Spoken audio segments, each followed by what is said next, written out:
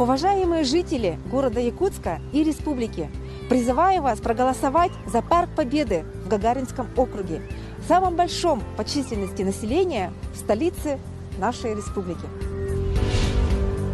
Здесь должен быть современный парк к столетию республики.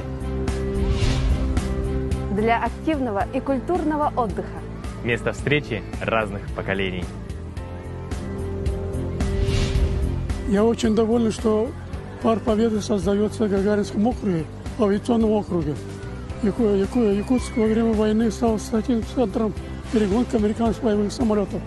Через этот порт было пригнано 8 тысяч боевых самолетов, транспортных самолетов. Они сыграли большую роль, когда нам тяжело было. Поэтому это очень примечательно, что парк будет именно в Гагаринском округе. После войны нашу Якутию разбивали те же летчики, которые перегоняли самолеты и которые вернулись с войны. Авиацию разбивали и всю промышленность через авиацию разбивали. Поэтому это очень правильное решение. Именно парк создается в Гагаринском округе.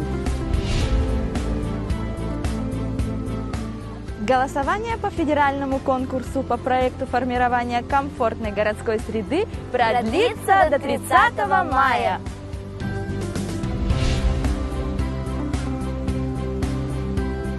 Голосуйте за наш Парк Победы на сайте 14 город среда.